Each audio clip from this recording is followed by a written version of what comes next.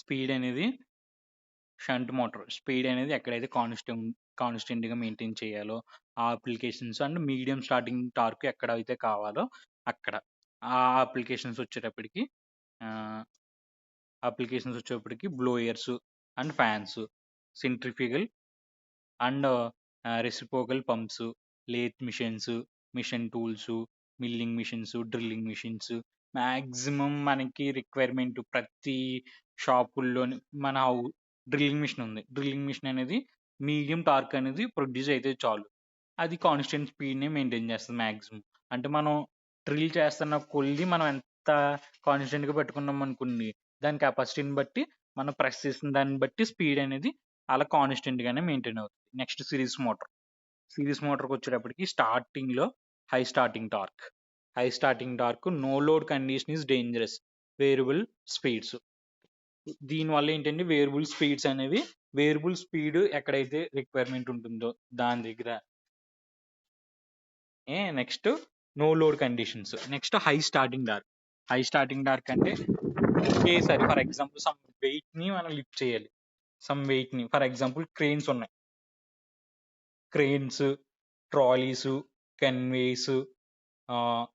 Cranes అంటే మనం hydraulic cranes చూస్తాం. నిజానికి హైడ్రాలిక్ క్రెయిన్ మన హైడ్రాలిక్ మీద ఆపరేట్ అవుతుంది. ఫర్ ఎగ్జాంపుల్ లిఫ్ట్స్ ఉన్నాయా మన షాపింగ్ మాల్స్ లోని, లేదంటే హౌసెస్ లోని చూస్తాం లిఫ్ట్స్. ఆ లిఫ్ట్ లో కంపల్సరీ సిరీస్ మోటార్ ని చేస్తారు. ఎందుకంటే హై స్టార్టింగ్ టార్క్ అనేది కావాలి. హై స్టార్టింగ్ టార్క్ అంటే లో స్పీడే కానీ టార్క్ అనేది హై ఉంటుంది. అంటే సమ్ హెవీ వెయిట్ ని మూవ్ చేయడానికి కావాల్సిన ఫోర్స్, హెవీ వెయిట్ ని మూవ్ చేయడానికి కావాల్సిన force. So high starting torque అనేది సిరీస్ మోటార్లో ప్రొడ్యూస్ అవుతుంది. సిరీస్ మోటార్లో హై స్టార్టింగ్ టార్క్, షంట్ మోటార్లోకి వచ్చేటప్పటికి మీడియం స్టార్టింగ్ టార్క్స్ అనమాట. నెక్స్ట్ సేమ్ అలాగే కుములేటివ్ మోటార్కి వచ్చేటప్పటికి కుములేటివ్ మోటార్ అంటే సిరీస్ ఫీల్డ్ మీద డిపెండ్ అయి ఉంటుంది కదా. సో సిరీస్ ఫీల్డ్ మీద డిపెండ్ అయి ఉంటుంది కాబట్టి కుములేటివ్ మోటార్ కూడా హై స్టార్టింగ్ టార్కే. ఇందులో కుములేటివ్ మోటార్లోకి వచ్చేటప్పటికి నో లోడ్ కండిషన్ కూడా అవైలబుల్గా ఉంటుంది. కానీ సిరీస్ మోటార్ మాత్రం నో లోడ్ స్పీడ్లో ఆపరేట్ చేయకూడదు. ఎందుకంటే హై స్పీడ్తో రొటేట్ అయిపోద్ది. డేంజరస్ అనమాట. మ్యాక్సిమం రేటెడ్ స్పీడ్తో రొటేట్ అయిపోద్ది. అలా రొటేట్ అయితే దాంట్లో వైబ్రేషన్ క్రియేట్ అయిపోయి మూవ్ అయిపోద్ది.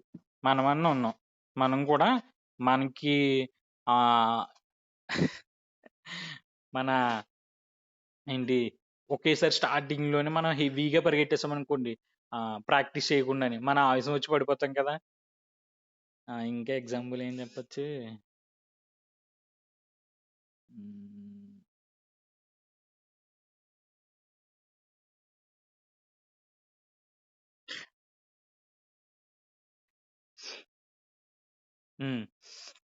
హై స్టార్టింగ్ టార్క్ రావడం వల్ల ఫర్ ఎగ్జాంపుల్ మనం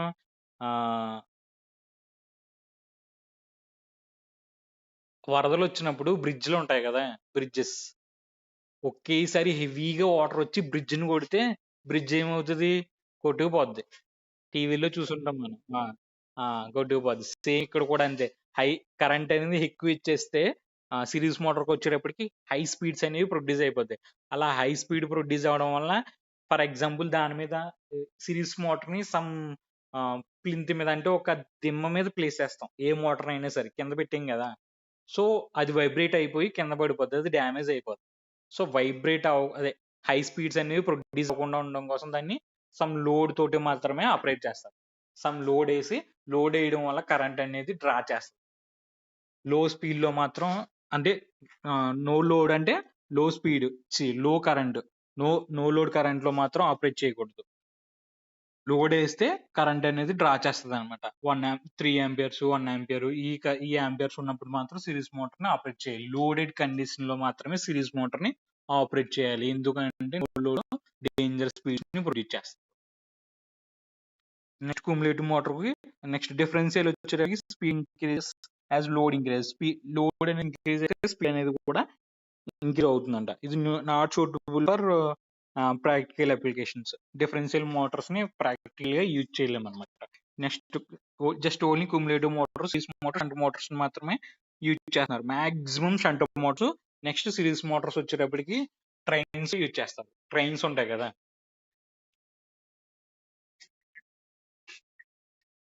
లోడ్ ఇంక్రీజ్ అవుతుంటే దాని స్పీడ్ అనేది ఇంక్రీజ్ అయిపోతుంది. లోడ్ ని మనం ఇంక్రీజ్ చేస్తుంటే దాని స్పీడ్ అనేది ఇంక్రీజ్ అయిపోతుంది. ఆ, ఇదిగో ఇదిగో టార్క్ ఇంక్రీజ్ అవుతుంది అనుకోండి, స్పీడ్ అనేది ఇంక్రీజ్ అయిపోతుంది కదా. స్పీడ్ ఇంక్రీజ్ అయితే మనకే కదా డేంజర్. సో అందుకోసమని ప్రాక్టికల్ గా దాన్ని యూజ్ చేయమన్నమాట.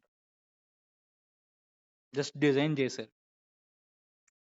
కొన్ని ఫర్ ఎగ్జాంపుల్ లోడ్ ఇంక్రీజ్ అవుతుంటే స్పీడ్ ఇంక్రీజ్ అయ్యి కొన్ని అప్లికేషన్స్ ఉంటాయి చూసారా, ఆ అప్లికేషన్స్ లో యూజ్ చేయొచ్చు, ప్రాబ్లం ఏం లేదు. మనకి ఏంటంటే స్పీడ్ అనేది ఇంక్రీజ్ అయిపోతుంది. లోడ్ ఇంక్రీజ్ చేస్తుంటే, ఆర్మేచర్ కరెంట్ ఇంక్రీజ్ చేస్తుంటే దాని స్పీడ్ అనేది ఇంక్రీజ్ అయిపోతుంది. కానీ కొన్ని ఈ మోటార్స్ చూడండి, డిఫరెన్స్ చూపిస్తాను. ఇదిగోండి, ఈ మోటార్స్ అన్నిటికి కూడా రెడ్యూస్ అవుతుంది. షంట్ మోటార్ కానివ్వండి, కుములేటివ్ మోటార్ కానివ్వండి, సిరీస్ మోటార్ కానివ్వండి, రెడ్యూస్ అవుతుంది. కానీ డిఫరెన్షియల్ మోటార్ మాత్రమే స్పీడ్ అనేది ఇంక్రీజ్ అవుతుంది. సో దాన్ని బేస్ చేసుకుని డిఫరెన్షియల్ మోటార్ ని యూజ్ చేయమన్నమాట ప్రాక్టికల్ అప్లికేషన్కి వచ్చేటప్పటికి.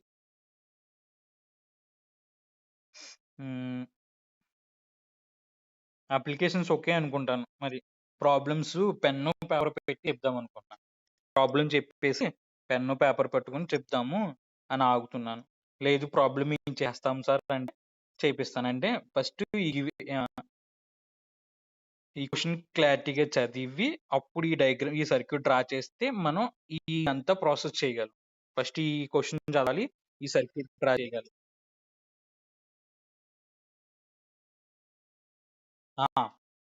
ఇప్పుడు పెన్ను పేపర్ పట్టుకుని చెప్తాను, ఇప్పుడు కాదు.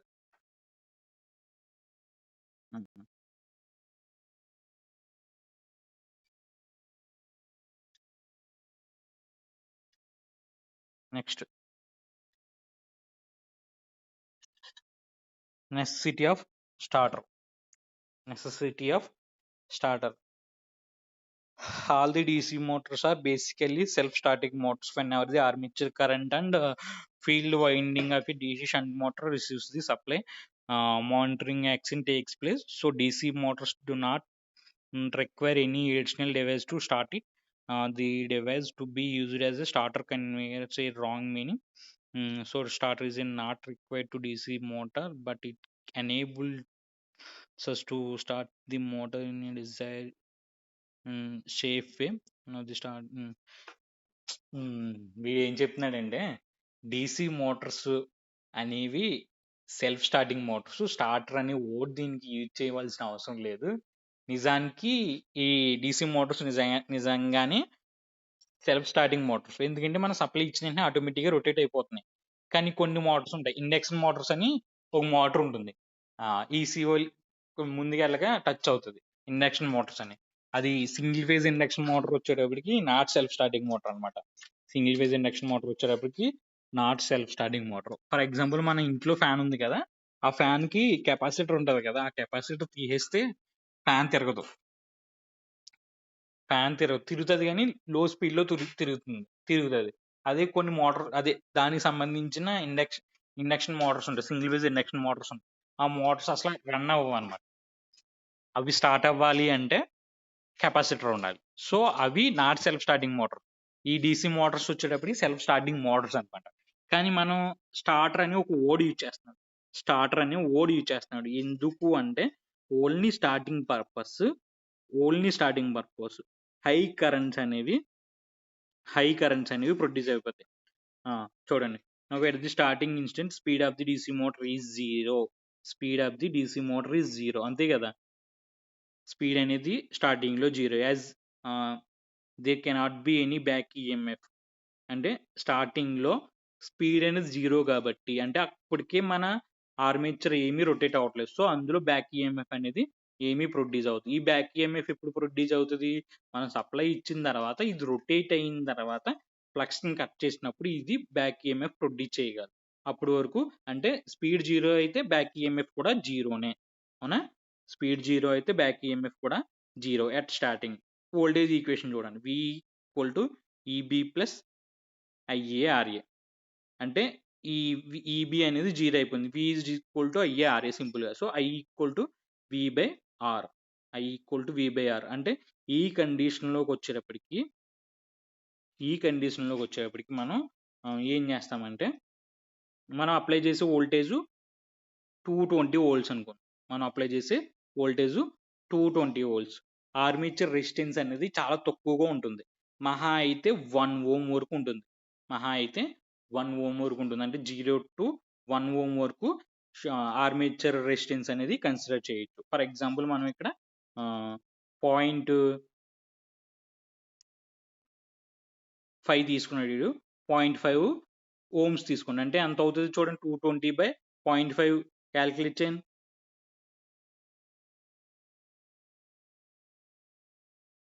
ఎంత వాల్యూ చెప్పండి.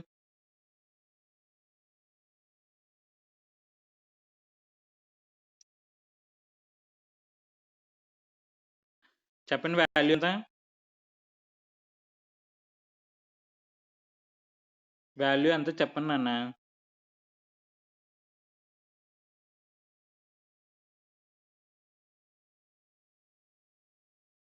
అదే క్యాలిక్యులేటర్లో కొట్టండిరా. 440 అనుకుందాం, పోనీ 400 అనుకుందాం. 400 యాంపియర్స్ అంతే కదా current. IA equal to 400 amperes example చెప్తున్నాను. ఇప్పుడు 400 యాంపియర్స్ జనరేట్ అయిపోతుంది. ఎప్పుడు స్టార్టింగ్ లో అవునా, స్టార్టింగ్ లోనే ఎందుకు 400 యాంపియర్స్ జనరేట్ అవుతుంది మనకి, ఇదిగోండి మనకి back EMF 0, speed 0. So voltage equation నుంచి V equal to EB plus IARA తీసుకుంటే, ఇక్కడ VB అనేది 0 అయితే V equal to IA into RA అని తీసుకున్నాం. ఇప్పుడు మనకి armature current IA equal to V by RA. So V అనేది 200 తీసుకుంటే, RA అనేది 0.5 తీసుకుంటే 400 అవుతుంది. అంటే కరెంట్ అనేది 400 యాంపియర్స్ జనరేట్ అయిపోతుంది. కానీ మనకి మహా అయితే రేటింగ్ ఎంత ఉంది మోటార్కి, ఎంత అనుకున్నాం, మహా అయితే దానికి రేటింగ్ వచ్చేటప్పటికి వోల్టేజ్ రేటింగ్ వచ్చేటప్పటికి 415 వోల్ట్స్ 12 యాంపియర్స్ 215 యాంపియర్స్ ఉంటుంది చెప్పుకున్నాం. గుర్తుందా డీసీ మోటార్ రేటింగ్స్? 15 యాంపియర్స్ ఎక్కడ, 400 యాంపియర్స్ ఎక్కడ, అవునా. దాని కెపాసిటీని మించి 10 టైమ్స్ హై కరెంట్ అనేది ప్రొడ్యూస్ అయిపోతుంది అనమాట. స్టార్టింగ్ లో 10 times high starting current produce అయిపోతుంది. సో ఆ కరెంట్ ని లిమిట్ చేయడం కోసం మాత్రమే మనం స్టార్టర్ని యూజ్ చేస్తాం. హై స్టార్టింగ్ కరెంట్ ని లిమిట్ చేయడం కోసం మాత్రమే మనం స్టార్టర్ని యూజ్ చేస్తున్నాం. ఇదిగోండి క్లారిటీగా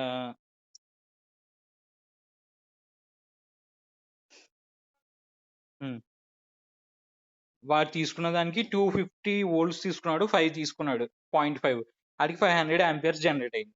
కానీ మనకి ఫుల్ లోడ్ కరెంట్ ఉంటుంది కదా, full load current find out చేసాడు. ఫర్ ఎగ్జాంపుల్ అది దాని పవర్ వచ్చేటప్పటికి 800 వాట్స్ అనుకోండి, దాన్ని సప్లై చేసే వోల్టేజ్ 250, మహా అయితే ఫుల్ లోడ్ కరెంట్ 32 యాంపియర్స్. దానికి వాడు తీసుకున్న మోటార్కి మనం ఫర్ ఎగ్జాంపుల్ 15 రేటింగ్ అనుకున్నాం, కానీ ఇవి కన్సిడర్ చేసిన దానికి 32 యాంపియర్స్ అనుకోండి. దానికన్నా హై కరెంట్స్ అనేవి కదా ప్రొడ్యూస్ అయినాయి.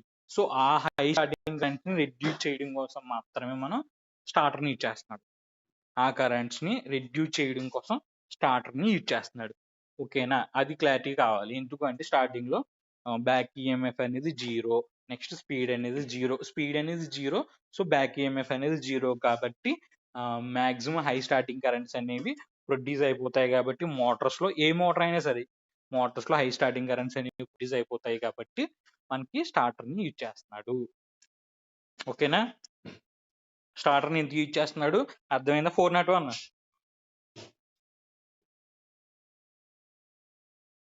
అమ్మ సిఆర్ ఇప్పుడు ఎవరినైతే పిలుస్తానో వాళ్ళు పలకకపోతే వాళ్ళకి ఆప్షన్ వేసాయి, వాళ్ళు మాట్లాడకపోతే. ఓకేనా? 401.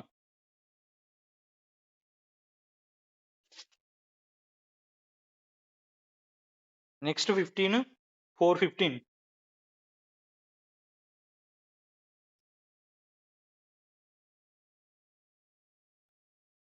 415. ఓకే అయితే వన్ గైడ్.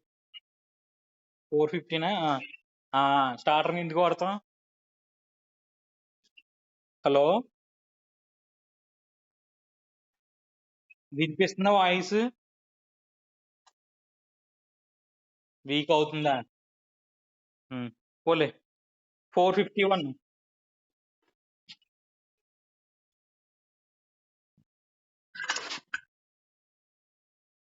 అమ్మ 415 మ్యూట్ లో పెట్టు. 451 చెప్పమ్మా. ఏం అర్థమైంది? అటెండెన్స్ కోసం జాయిన్ అటెండెన్స్ కోసం జాయిన్ అవుతున్నారా? ఉమ్,